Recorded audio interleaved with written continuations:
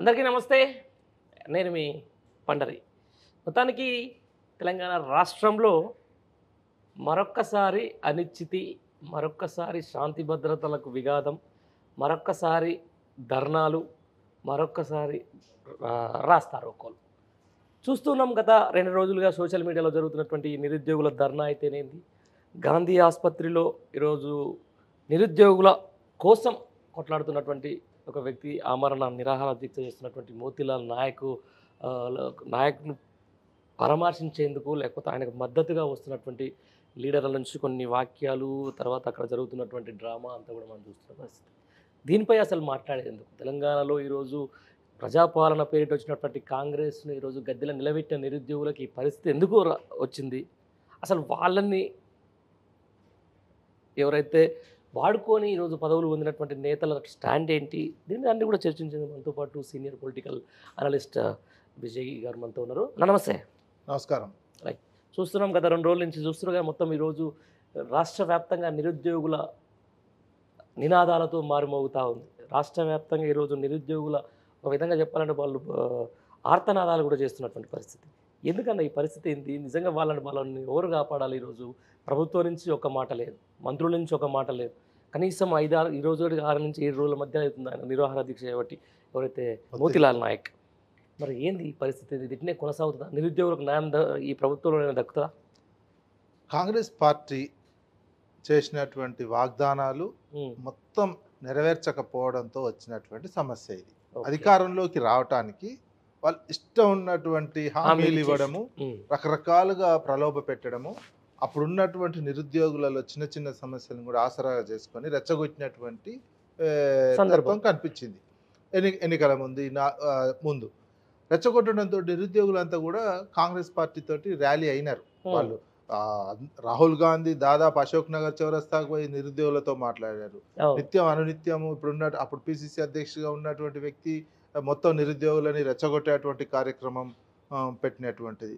దాంతో నిరుద్యోగుల్లో ఒక లేని ఆశలు కల్పించడం జరిగింది. ఇంకా మేము వస్తే 2 లక్షల ఉద్యోగాలు భర్తీ చేస్తాము, దానికి సంబంధించినటువంటిది అన్ని దినపత్రికల్లో, ప్రధానమైనటువంటి దినపత్రికలలో తెలుగు, ఇంగ్లీషు, హిందీ, ఉర్దూ అన్ని పేపర్లలో వాళ్ళు ఒక జాబ్ క్యాలెండర్ అని ఒక అడ్వర్టైజ్మెంట్ వేసుకున్నారు.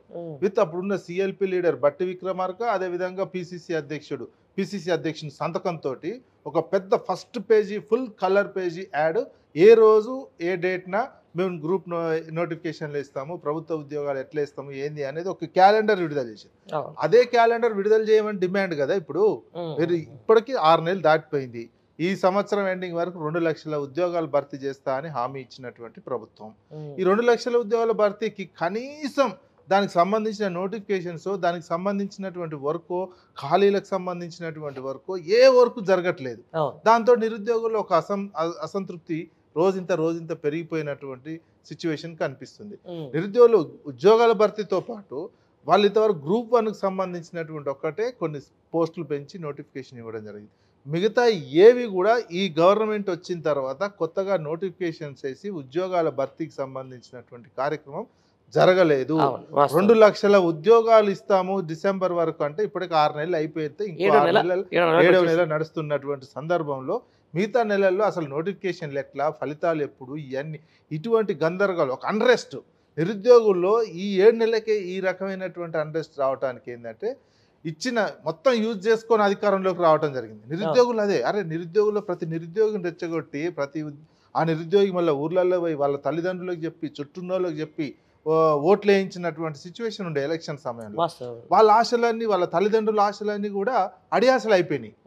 ఏం చేయట్లేరు, 7 నెలలకు ఏం చేయట్లేరు, మొత్తం ఏదో వేరే రకమైనటువంటి రాజకీయమే కనిపిస్తుంది తప్ప మనము ఓట్లు వేసినాం కదా, ఓట్లు వేసిన తర్వాత మార్పు ఏం కనిపిస్తలేదని ఒక అసహనం, అసంతృప్తి, ఈ దాంతో నిరుద్యోగుల్లో వాళ్ళే ఎవరు ఇక్కడ చెప్పి ధర్నాలు చేయించింది కాదు, ఎవరు చేసింది కాదు, వాళ్ళు ధర్నా చేస్తే తీసుకుపోయి గాంధీ హాస్పిటల్లో పెడితే గాంధీ హాస్పిటల్లో కూడా నిరాహార దీక్ష కొనసాగిస్తున్నటువంటిది.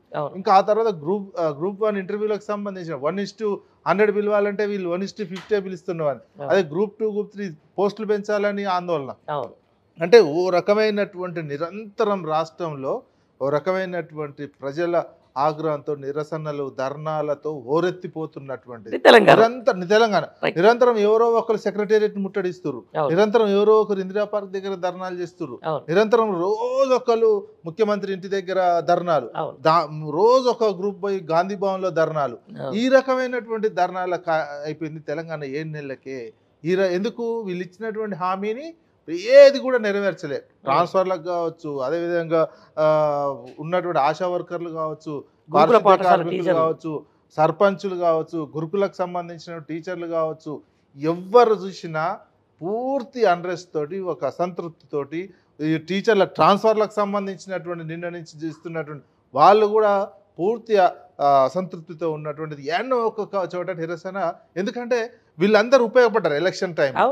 ఈ ఎలక్షన్ టైంలో మమ్మల్ని ఉపయోగించుకొని వచ్చినటువంటి నేపథ్యంలో వీళ్ళ కార్యక్రమాలు ఏవి చేయకుండా గాలి కొదిలేసినటువంటిది ప్రభుత్వ పాలన అంతా ఎక్కువ ఢిల్లీ నుంచే నడుస్తుంది.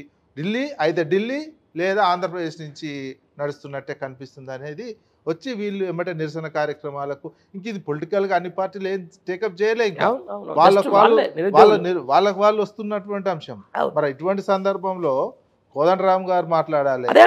అదేవిధంగా అసలు వాస్తవానికి ఈరోజు వాళ్ళకి పరిస్థితి రాకూడదు. ఎందుకంటే వాళ్ళు నమ్మి ఓట్లు వేసారు, తర్వాత అసెంబ్లీ ఎలక్షన్లో ఓట్లు వేసారు, ఎంపీ ఎలక్షన్లో వీళ్ళే ఓట్లు వేసిండ్రు, మొన్న పట్టభద్రులకు సంబంధించి బై ఎలక్షన్ జరిగితే తీర్మానం అన్న వ్యక్తిని కూడా వీళ్ళే ఓట్లు వేసిండ్రు. బట్ వీళ్ళకి ఈరోజు కనీసం ఈ నిరుద్యోగులు ఈ ధర్నాలు చేస్తూ ఉంటే, అమారణ నిరాహార దీక్షలు చేస్తూ ఉంటే వీళ్ళని రెచ్చగొట్టిన నాయకులు ఉన్నారు. అంటే ఎవరైతే బల్మూరు వెంకట ఏం చేస్తున్నట్టు, ఎవరైతే తీర్మానం మల్లన్న ఏం చేస్తున్నట్టు, వీళ్ళందరికంటే పెద్ద మనిషి అని చెప్పుకున్నటువంటి కోదండరామ్ ఏం చేస్తున్నట్టు కనీసం వాళ్ళ జాడ కూడా ఎక్కడ కనిపించట్లేదు. ఇప్పుడు అదే కదా, వాళ్ళ ఏం కనిపించకుండా అధికారం వచ్చింది. వాళ్ళకి కావాల్సింది నిరుద్యోగ సమస్య పరిష్కారం కాదు అనేది దీంతో తేటతెల్లమవుతుంది.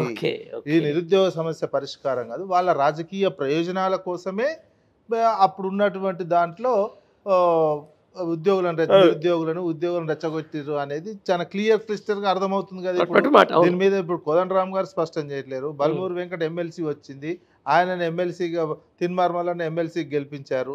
ఇక అయిపోయి రాజకీయంగా నెరవేర్చిండ్రు. ఇప్పుడు అది అధికార పార్టీని ఏం అనలేకపోతున్నారు, వాళ్ళ అండ ఉన్నట్టే కనిపిస్తుంది. ఇది క్లియర్ కదా, అధికార పార్టీ నుంచే ఉన్నది. అందుకని నిరుద్యోగులను గాలి కొదిలి మిమ్మల్ని యూజ్ చేసుకొని అవతల పడేసినామని చెప్పకనే చెప్పినట్టు కనిపిస్తున్నారు.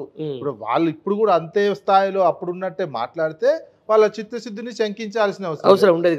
మొత్తం చిత్తశుద్ధిని అంతా గాలి కొదిలి, చిత్తశుద్ధి లేదు, కేవలం రాజకీయ ప్రయోజనాల కోసమే ఆ సమయంలో ఆ సందర్భంలో మేము నిరుద్యోగులను రెచ్చగొట్టాము, నిరుద్యోగ అంశం తీసుకున్నాము, నిరుద్యోగులకు సంబంధించినటువంటిది మాట్లాడిరు అనేది చాలా క్లియర్గా అర్థమవుతున్నటువంటిది సందర్భం. ప్రజలు వాళ్ళు నిరుద్యోగులు కూడా అదే అర్థం చేసుకుంటున్నటువంటి రోజు మాట్లాడుతుంటే తెలుస్తుందిగా. వాళ్ళు వీళ్ళని తిట్టకుండా తిడుతున్నారు నిరుద్యోగులు. మమ్మల్ని ఇట్లా మోసం చేశారు, అట్లా మోసం చేశారు. అప్పుడు ఉన్నటువంటి కాంగ్రెస్ లీడర్లు మా దగ్గరకు వచ్చి ఈ హామీ ఇచ్చారు, ఆ హామీ ఇచ్చారు, వాళ్ళే గుర్తు చేసుకొని తిట్టుతున్నటువంటి పరిస్థితి అయితే కనిపిస్తుంది. ఆ రకమైనటువంటి సిచ్యువేషన్ ఎందుకంటే ఉద్యోగాల ఖాళీలకు సంబంధించినటువంటి భర్తీలో మోసం చేయడంతో నిరుద్యోగులను మోసం చేస్తే, ఎందుకంటే నిరుద్యోగంతో ఏ పని చేయలేనటువంటి సిచ్యువేషన్, వాళ్ళకి ఇంకో కార్యక్రమం లేదు. మీరు అనవసరంగా ఆశలు రేపించి ఆశలు రెచ్చగొట్టి ఉన్నటువంటి ఆశను ఒక సానుకూలంగా తీసుకపోతే వాళ్ళకి ఏ రకమైనటువంటి ఫలితాలు వస్తాయో చూపించాలి. అది కాకుండా ఇష్టం ఉన్నట్టు రెచ్చగొట్టి ఇప్పుడు అధికారం వచ్చినాక మాకు సరిపోయింది, మా వరకే ఉద్యోగాలు వచ్చేసినాయి, మాకు ఎమ్మెల్సీలు వచ్చేసినాయి, అయిపోయింది, ఇక మీ సంగతి మాకెందుకు, మా లక్ష్యం నెరవేరింది అనే తీరుగా వ్యవహరిస్తే వాళ్ళు కూడా ఆలోచిస్తున్నారు. నెక్స్ట్ సమయం ఎక్కువ రోజులు ఏముండదు కదా, 5 ఏళ్ళు అనేది ఊకనే గడిచిపోతున్నటువంటి సిచ్యువేషన్ కనిపిస్తుంది. అందుకే ఏదైనా ఒక సానుకూల దృక్పథంతో ఓ రకమైనటువంటి నిజాయితీగా చిత్తశుద్ధి ఆలోచించి స్టేట్మెంట్ ఇచ్చినట్లయితే ఏం కాకపోతుండే. ఇప్పుడు ఏమంటే మీద పడుతున్నటువంటి నిరుద్యోగులే ఫస్ట్ మీద పడుతున్నటువంటి సిచ్యువేషన్. అరెస్టులు జరుగుతున్నాయి, ఆడికి పోతేనే అరెస్ట్ చేస్తారు. మీడియాని అలో చేయట్లేరు. ఎక్కడ పోయిన గాంధీ నాయకులు ఎవరైనా పోతే ఎమ్మటే అరెస్టులు చేస్తున్నారు. మరి ప్రజాపాలన ప్రజాస్వామ్యము కంచెలు కూలగొట్టినాము అని చెప్పినటువంటి వాళ్ళు కనపడితే అరెస్టులు, కనీసం కేసులు ఎన్ని కేసులు ఊకనే హౌస్ అరెస్టులు చేసుడు, ఇది చేసుడు, ఈ రకమైనటువంటి 6 నెలలకే 7 నెలలకే ఈ పరిస్థితి. నేను ఇంకో 4.5 సంవత్సరాల్లో, ఇక 4.5 సంవత్సరాలు 3.5 సంవత్సరాలే వస్తుందండి. లాస్ట్ 1 ఇయర్ ఇంకేముండదు. ఇక 3.5 సంవత్సరాలలో ఎట్లుంటది, 6 నెలలకే ఈ రకమైనటువంటి నిర్బంధాలు, కేసులు పెట్టడాలు, విపరీతమైనటువంటి హింసించడాలు, సెటిల్మెంట్ చేసుకోమని వీళ్ళే చెప్పడాలు నెక్స్ట్ లెవెల్కి తీసుకుపోతున్నారు వీళ్ళు. ప్రజాస్వామ్యాన్ని కాంగ్రెస్ పార్టీ ఈ రకమైనటువంటి ప్రజాస్వామ్యం కునారిల్లడానికి, ప్రజాస్వామ్యం చచ్చిపోవడానికి ప్రధానమైనటువంటి కారణమే కాంగ్రెస్ పార్టీ. దాన్ని వీళ్ళు నెక్స్ట్ లెవెల్కు వీళ్ళకు నేషనల్ లెవెల్ కానీ ఇంకోసారి అధికారం వస్తే ఎట్లుంటుంది అనేది ఇటువంటి తెలంగాణ చోట్ల చూపిస్తున్నారు. నెక్స్ట్ లెవెల్ అప్రజాస్వామికమైనటువంటి వాతావరణం నెక్స్ట్ లెవెల్ ఎట్లుంటుంది అనేది వీళ్ళు చూపిస్తున్నారు తెలంగాణలో. వీళ్ళు మళ్ళా ప్రజాస్వామ్య సూత్రాలకు సంబంధించినటువంటి నీతులు చెప్పడం సరైనటువంటి అంశం కాదు. నేషనల్ లెవెల్లో రోజు రాజ్యాంగం పట్టుకొని రాహుల్ గాంధీ చెప్తున్నారు కదండి, ప్రజాస్వామ్యానికి సంబంధించినటువంటిది పార్టీల ఫిరాయింపులదే కావచ్చు, ఇటువంటి నిరుద్యోగ సమస్య కావచ్చు, నీటికి సంబంధించినటువంటి పార్లమెంట్లో మరి నీటి దాడ అట్లా జరిగితే మరి ఈడ సంగతి ఏంది? మరి నీటికి సంబంధించినటువంటి ఆందోళన అయితేనో ఓ రకంగా చేస్తున్నారు. మరి ఇక్కడ నిరుద్యోగులు చేస్తున్నటువంటి ఆందోళన అరెస్టులు ఎందుకు, ఇవన్నీ ఎందుకు? వీళ్ళు చేస్తున్న వాటిలో 2 జాతీయ పార్టీలు అదే జరుగుతున్నది. ఇది తెలంగాణకు ఇంకా నెక్స్ట్ సహజ వనరుల దోపిడీ చాలా ఉన్నది తెలంగాణలో. చాలా ఇప్పుడు 2 జాతీయ పార్టీలు ఏకమై తెలంగాణ సహజ వనరులను దోపిడీ చేయడానికి మొత్తం స్కెచ్ చేసి కూర్చున్నాయి. ఈ తెలంగాణ సమాజం మాత్రం అర్థం చేసుకోవాలి. ఇన్నాళ్ళు ప్రభుత్వమే అండగా నిలబడి అవునన్నా కాదన్నా కేసీఆర్ గారు తెలంగాణ సహజ వనరులను ప్రైవేట్ కార్పొరేట్ శక్తుల చేతుల్లోకి పోకుండా గనులు ఇటువంటి వాటిని కాపాడినటువంటి వ్యక్తిగా ఉన్నాడు. కేసీఆర్ కొంచెం అధికారం పోగానే చూడు అప్పుడే గనుల వేలం వేస్తున్నారు, విద్యుత్ పవర్ని అదానికి అప్పగిస్తున్నారు. ఈ సాకుతోటి ఓల్డ్ సిటీలో వసూలైతలేవు అనేది 200 యూనిట్ల లోపు ఉంటే ఆడ అవసరమే లేదు. అంతే అట్లాంటి సిచ్యువేషన్లో ఇలా అదే మెయిన్ ఏంటంటే వాళ్ళకి అప్పగించాలి.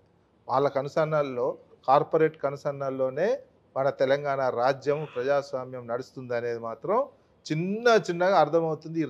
ఈ 7 నెలల కాలంలోనే జరిగింది. క్రమంగా వాళ్ళు అడుగుపెట్టేటువంటి సిచ్యువేషను, వాళ్ళ చేతులకి పోవడానికి కావాల్సినటువంటి ఏర్పాట్లు 2 జాతీయ పార్టీలు చేస్తున్నాయి.